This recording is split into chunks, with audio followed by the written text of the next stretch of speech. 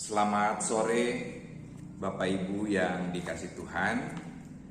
Kita kembali bertemu secara online di dalam kebaktian kaum lansia hari ini Jumat tanggal 26 Maret 2021. Adapun tema kebaktian sore hari ini adalah berjuang untuk kehidupan. Dan mari Bapak Ibu yang dikasih Tuhan, kita bersiap diri, kita memasuki kebaktian ini dengan mengambil saat teduh terlebih dahulu. Kita berdoa masing-masing secara pribadi. Mari kita berdoa.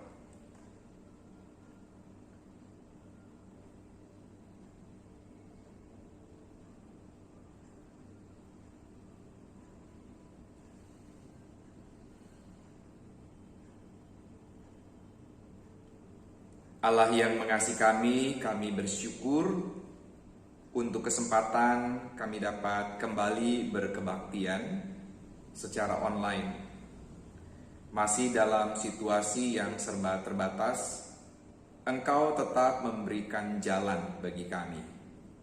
Dan biarlah jalan yang kami tempuh, yaitu kebaktian secara online ini, betul-betul menjadi cara Tuhan menyentuh kami masing-masing secara pribadi. Kami sungguh menghayati bahwa sesungguhnya Engkau sendiri berkenan untuk mengundang kami memasuki kebaktian ini. Dan tentulah Engkau juga berkenan untuk mengurapi kami dengan kuasa Roh-Mu yang kudus. Maka ya Allah, kini kami berbakti kepadamu di dalam nama Yesus Kristus, Tuhan dan Juru Selamat kami yang hidup. Amin.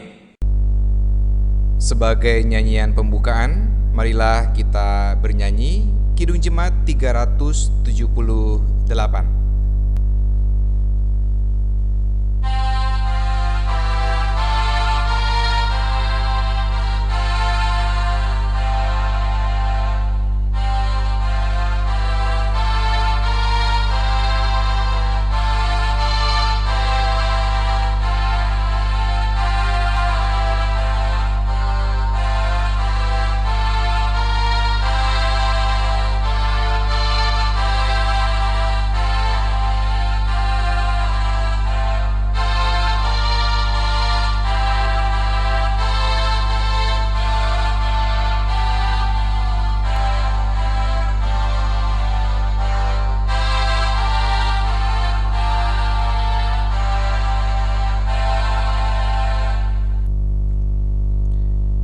Kebaktian lansia ini berlangsung dalam nama Allah Bapa, Anak, dan Roh Kudus. Damai sejahtera dari Allah beserta Bapak Ibu sekalian. Di dalam perjalanan kehidupan kita, tentulah sudah ada banyak peristiwa, pengalaman, dan juga berkat-berkat dari Tuhan. Oleh karena itu, marilah kita menaikkan rasa syukur kita kepada Allah di dalam doa. Mari kita berdoa.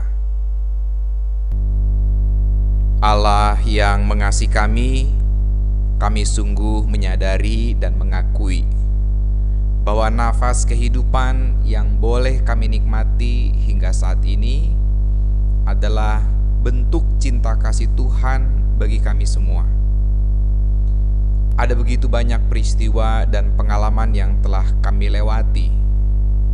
Sebagai kaum lansia, anak-anak Tuhan ini telah melihat begitu banyak hal dan belajar darinya.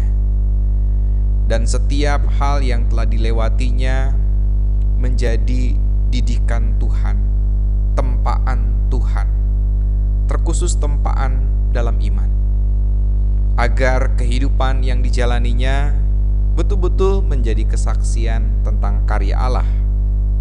Oleh karenanya, sungguh ya Allah, kami bersyukur untuk semua hal itu.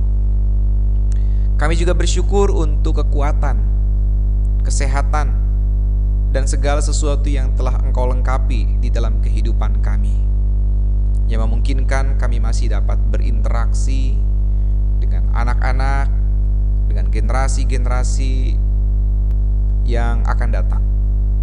Kami bersyukur karena ini menjadi kesempatan bagi kami untuk dapat berbagi cerita, berbagi pengalaman, berbagi berkat dari Tuhan. Di atas semua itu ya Allah, kami bersyukur untuk karya keselamatan yang Kau nyatakan bagi kami di dalam Yesus Kristus. Ini menjadi karya yang agung, yang luar biasa, yang tak dapat dibandingkan dengan apapun. Kiranya ya Allah, dengan kehidupan yang kami jalani, kami betul-betul dapat menunjukkan kehidupan yang mencerminkan bahwa Engkau telah menjadi juru selamat kami. Terima kasih ya Allah. Di dalam nama Yesus Kristus, kami bersyukur kepadamu. Amin. Marilah kita mempersiapkan diri kita mempersiapkan hati dan juga Alkitab kita untuk kita memasuki renungan firman Tuhan. Namun demikian, baiklah kita bernyanyi terlebih dahulu. Kita menyanyikan Kidung Jemaat 59.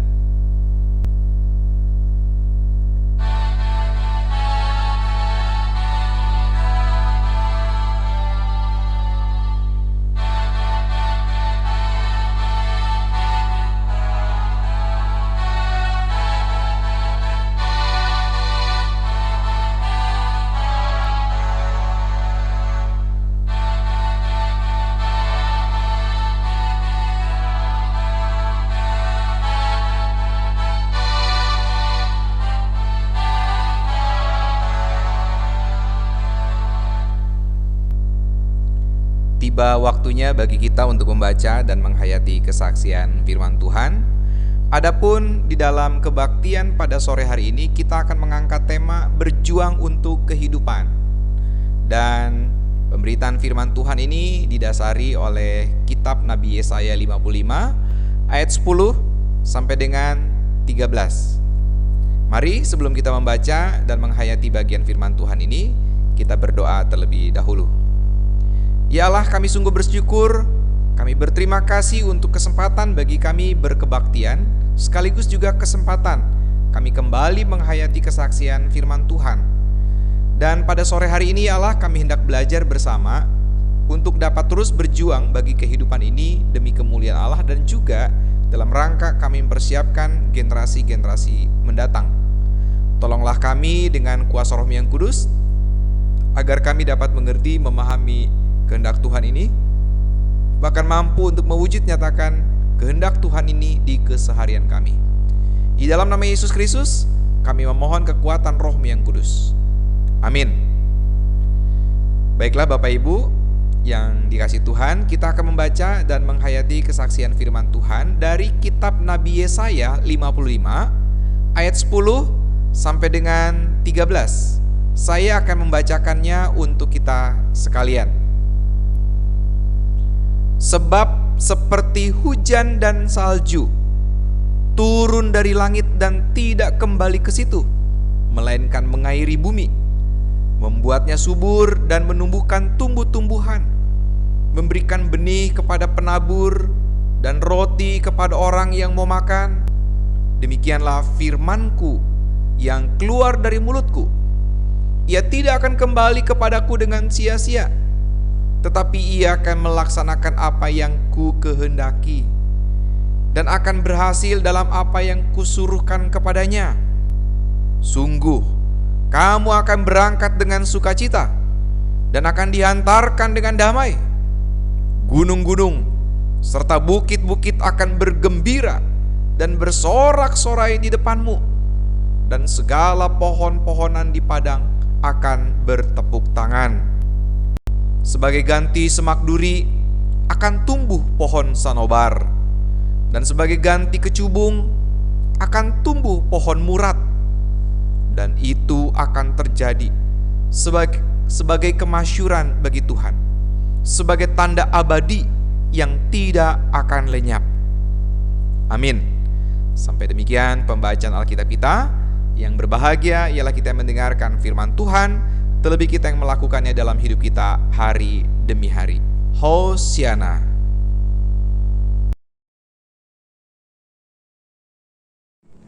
Bapak Ibu yang dikasihi Tuhan, Tema kebaktian kaum lansia pada sore hari ini adalah berjuang untuk kehidupan. Tema ini sesungguhnya adalah tema adaptasi untuk tema yang diangkat oleh gereja-gereja se-Indonesia ataupun juga gereja-gereja sedunia, yaitu berkaitan dengan air. Temanya sesungguhnya adalah berjuang untuk air bersih. Tema ini diangkat dalam rangka untuk memperingati Hari Air Sedunia, yang mungkin Bapak Ibu ada yang tahu bahwa Hari Air Sedunia itu diperingati setiap tanggal 22 Maret. Nah, nanti kita akan menyinggung hal itu juga, tentang air, tentang bagaimana tanggal 22 itu dijadikan sebagai Hari Air Sedunia. Nah, namun demikian sebelum kita berbicara tentang hal itu, kita akan melihat dulu teks Alkitab yang sudah kita baca, sudah kita dengarkan bersama-sama dari kitab Nabi Yesaya 55 ayat 10 sampai dengan 13. Ini teks Alkitab yang sesungguhnya sangat unik, dan ini digambarkan oleh Nabi Yesaya sebagai satu masa ketika umat Tuhan itu akan mengalami pemulihan. Nah, sedikit informasi. Kitab Nabi Yesaya ini terdiri dari tiga bagian kitab. Dan secara sederhana biasanya itu digambarkan sebagai yang berasal dari sebelum pembuangan, dalam masa pembuangan, dan saat mereka akan dipulihkan. Jadi ada tiga bagian. Nah, teks Alkitab yang kita baca ini berasal dari bagian yang kedua. Bagian kedua itu ada dalam situasi ketika umat Tuhan dalam masa-masa pembuangan. Ada kondisi psikis tertentu yang mereka alami, ada harapan tertentu, ada semacam keputusasaan, tetapi di sisi lain juga ada harapan. Jadi itu ada kondisi yang bercampur aduk di sana. Dan ini sangat masuk akal karena memang pada masa pembuangan ada beberapa generasi yang sudah tinggal bersama. Beberapa generasi dari umat Tuhan. Yaitu pertama, generasi yang lebih tua. Mereka yang sudah mengalami situasi baik, aman, nyaman, menikmati kehidupan di tanah nenek moyang mereka, gitu ya, di Israel. Nah, mereka punya harapan sesudah mereka ini mengalami masa pembuangan, mereka akan dipulangkan. Nah, pemulangan itu mereka anggap, mereka nilai sebagai sesuatu yang amat membahagiakan. Itu ada kenangan seperti itu. Nah, ini bertumpuk dengan generasi berikutnya, generasi yang lahir berikutnya, yaitu generasi yang bahkan itu sudah dilahirkan di tanah pembuangan. Nah, Bapak Ibu bisa bayangkan orang-orang yang lahir di tanah pembuangan, yang tidak lahir di tanah Israel, begitu ya. Mereka tidak punya bayangan tanah nenek moyangku kayak apa sih? Karena mereka lahirnya di tempat pembuangan. Jadi kalau kemudian ada ide untuk kembali pulang, maka ada pertanyaan dari mereka, loh pulang kemana? Kan aku lahirnya di sini. Inilah tempat tinggalku. Jadi di sini ada ketegangan nih antara generasi yang lebih tua, yang dulu sempat tinggal di Israel, lalu terbawa diangkut ke tanah pembuangan, dan juga generasi berikutnya yang sudah lahir di tanah pembuangan. Jadi ini ada situasi seperti itu. Nah, Bapak Ibu, Allah kemudian memberikan janjinya. Allah menyatakan bahwa umat Tuhan ini akan dipulihkan. Dan janji ini ditegaskan di ayat yang ke-10 yang mengatakan bahwa kalau Allah sudah mengucap janji, kalau Allah sudah menyampaikan sesuatu, itu nggak akan balik. Artinya nggak akan, kalau ada istilah yang namanya tidak akan menjilat ludahnya sendiri. Allah tidak begitu. Ayat 10 dikatakan begini, sebab seperti hujan dan salju turun dari langit dan tidak kembali ke situ, melainkan mengairi bumi, membuatnya subur dan menumbuhkan tumbuh-tumbuhan, memberikan benih kepada penabur dan roti kepada orang yang mau makan. Ayat 11, demikianlah firmanku yang keluar dari mulutku, ia tidak akan kembali kepadaku dengan sia-sia. Tegas. Bahwa janji Allah ketika ia sudah mengucapkannya, itu akan ya dan amin. Nah, itu yang nanti akan direalisasikan. Bapak Ibu yang dikasihi Tuhan, janji Allah kepada umat untuk memulihkan mereka memang nantinya pada waktunya itu akan dinyatakan. Nah, menarik juga di dalam perikop yang kita baca ini, Allah menggunakan analogi. Allah menggunakan metafora. Metafora seperti salju, hujan, air yang membasahi bumi, seperti itu. Yang nantinya akan membawa pada kehidupan. Membawa pada kegembiraan. Sebagaimana di ayat yang ke-12 kita akan baca. Sungguh kamu akan berangkat dengan sukacita dan akan diantarkan dengan damai. Gunung-gunung serta bukit-bukit akan bergembira dan bersorak-sorai di depanmu, dan segala pohon-pohonan di padang akan bertepuk tangan. Ini gambaran pesta, gambaran sukacita. Dilanjutkan lagi di ayat yang ke-13, sebagai ganti semak duri akan tumbuh pohon sanobar yang telah lama ditinggalkan, tanah yang sudah ditinggalkan gara-gara pembuangan ini, mereka yang sudah terbengkalai, tanah yang sudah terbengkalai yang tentu akan ditumbuhi dengan semak belukar, itu akan berganti dengan pohon sanobar, satu pohon yang bagi mereka itu membawa sesuatu yang baik gitu ya. Lalu ditambahkan lagi sebagai ganti kecubung. Kecubung Bapak Ibu tentu tahu ya, sebagai pohon yang punya kandungan racun tertentu, berganti dengan apa? Pohon murat. Pohon murat itu ada beberapa jenis sebetulnya, tapi salah satunya itu adalah pohon murat umbi. Jadi dia berfungsi, berperan justru sebagai obat. Jadi beda dengan pohon kecubung yang dianggap sebagai racun, sementara murat ini sebagai penawar racun. Jadi sesuatu yang buruk berganti dengan hal yang baik gitu ya. Semak belukar sesuatu yang buruk diganti dengan pohon sanobar, sesuatu yang baik. Itu digambarkan. Ada pesta dari situasi yang buruk digantikan dengan suasana yang penuh sukacita. Nah, semua ini yang digambarkan di dalam perikop yang kita baca ini menggambarkan ada suasana kebahagiaan, ada suasana pesta pora, ada suasana kehidupan yang ceria. Dan Allah menjanjikan itu.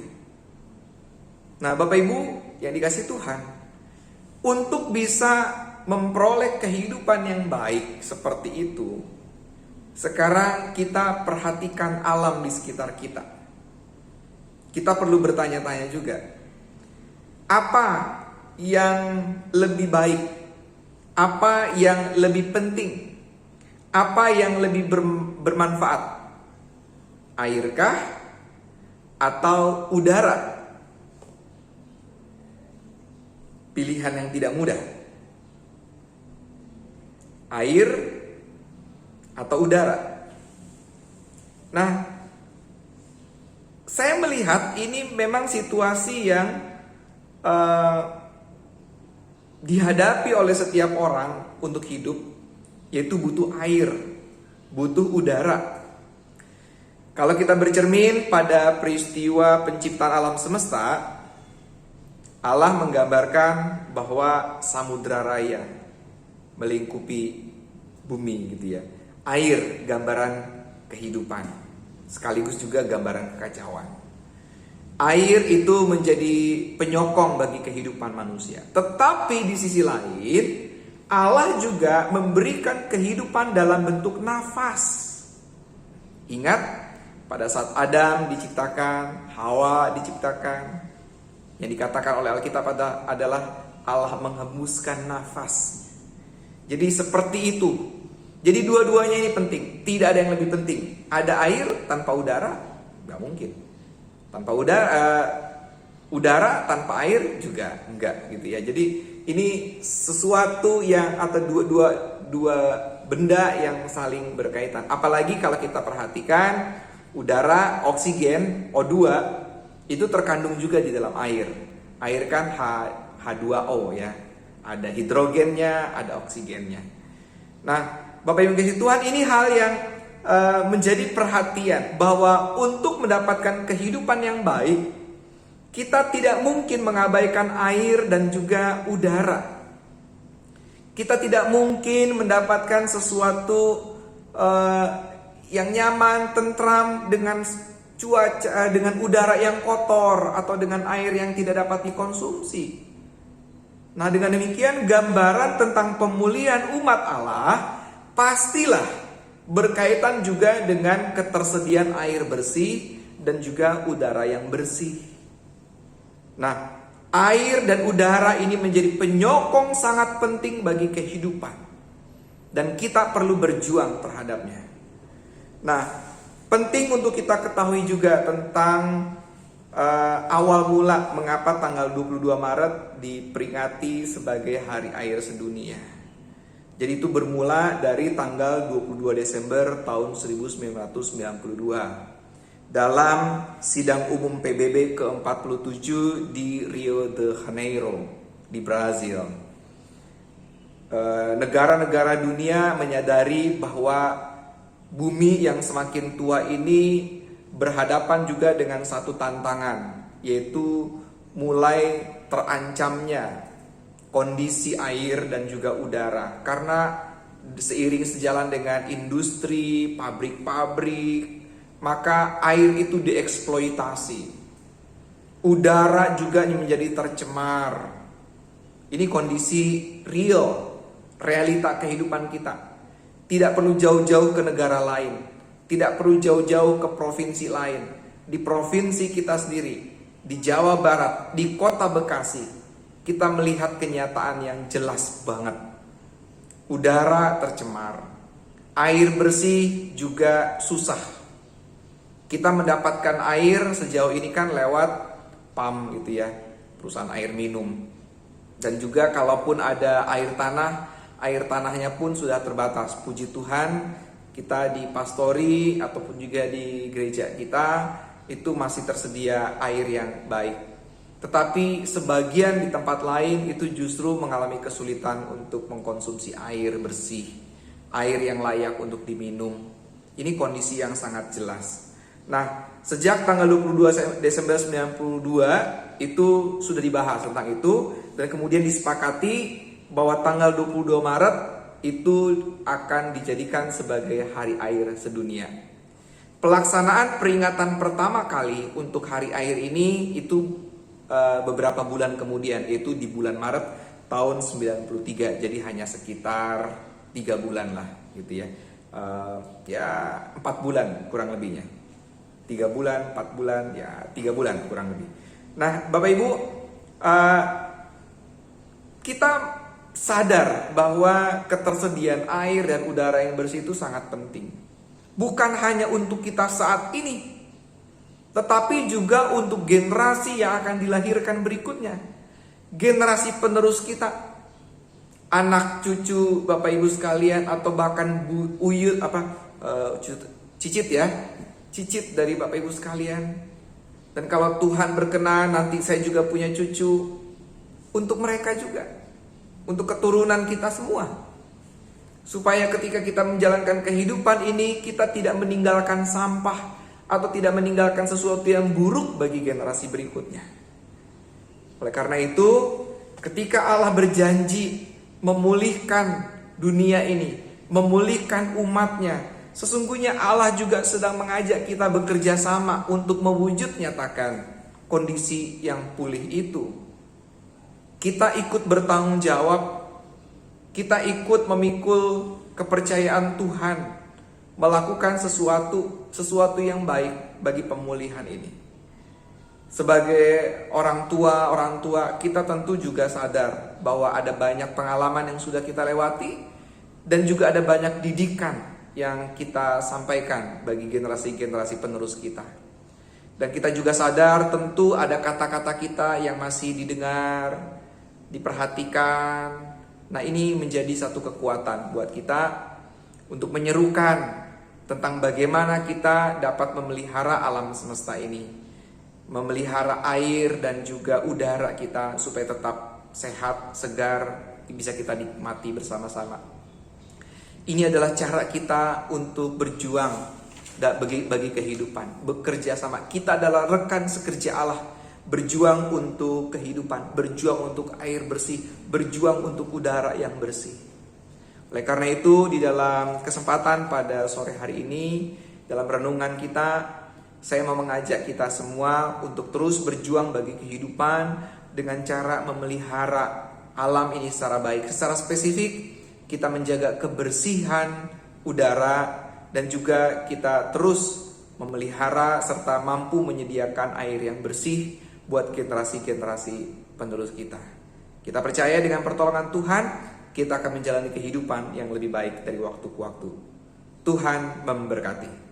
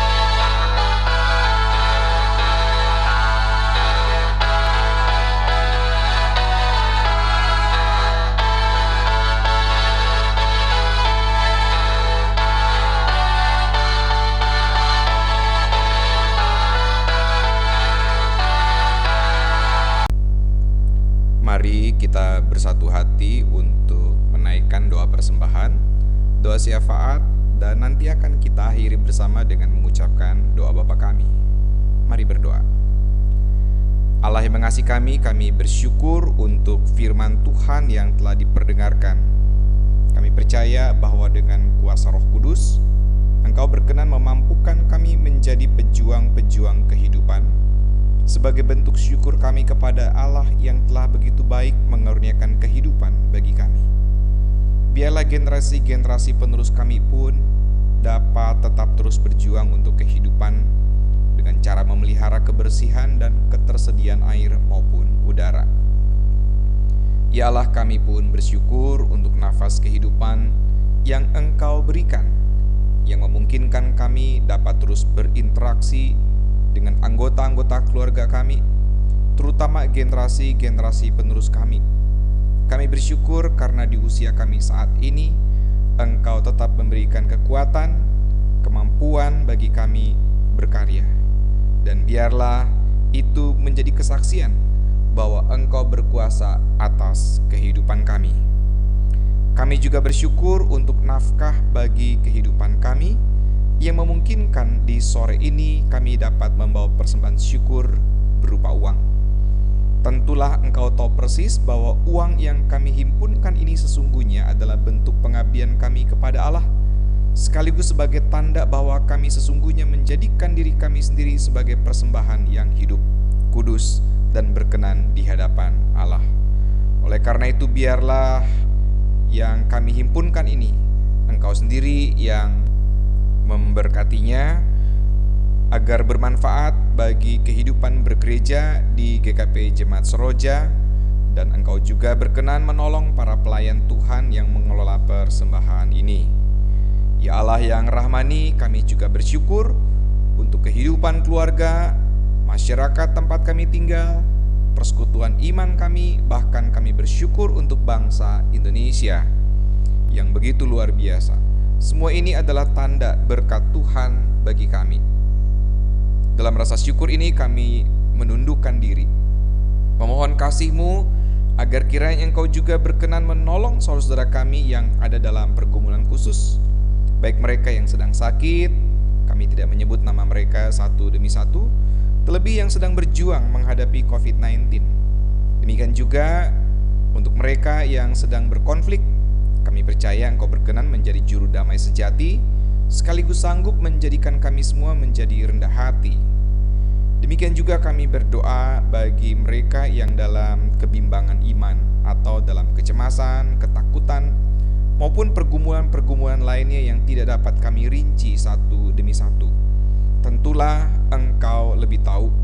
Oleh karenanya, tetaplah dampingi kami semua agar kami sanggup menghadapi setiap pergumulan, sehingga tiba waktunya bagi kami untuk menjadi pemenang iman.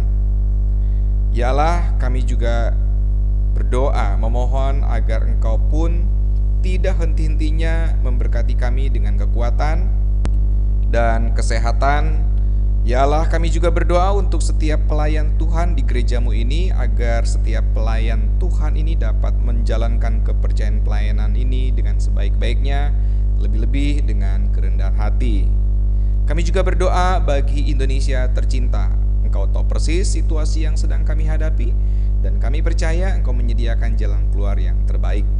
Dan untuk seluruh warga negara Indonesia yang saat ini mungkin dalam situasi sulit, entah karena bencana alam, entah karena bencana-bencana yang lainnya, ataupun juga mereka menjadi korban dari beragam bentuk ketidakadilan.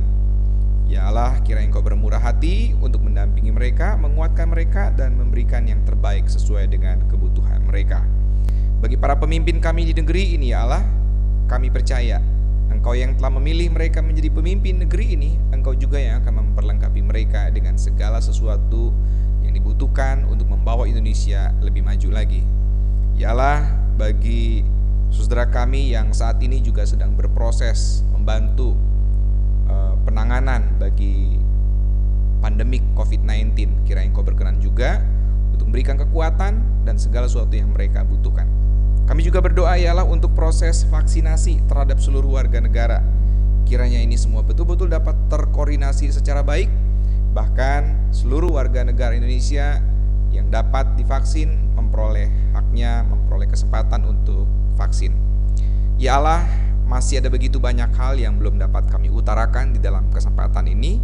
Engkau tentu tahu persis apa yang menjadi kerinduan-kerinduan kami, harapan-harapan kami. Engkau juga tahu persis apa yang sedang berkecamuk di dalam hati maupun pikiran kami. Oleh karena itu ya Allah, kami menaikkan seluruh rangkaian doa syafaat ini beserta dengan doa-doa yang belum dapat kami utarakan kepadamu. Kami menaikkannya di dalam nama Yesus Kristus, Tuhan dan Juru Selamat kami yang hidup.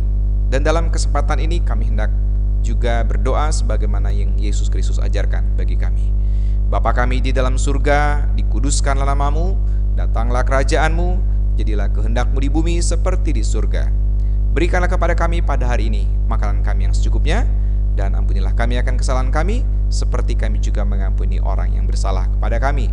Dan janganlah membawa kami ke dalam cobaan, tetapi lepaskanlah kami daripada yang jahat, karena Engkau yang mempunyai kerajaan dan kuasa dan kemuliaan sampai selama-lamanya. Amin. Baiklah Bapak Ibu yang dikasihi Tuhan, sebagai nyanyian penutup, mari kita menyanyikan pelengkap Kidung Jemaat 275.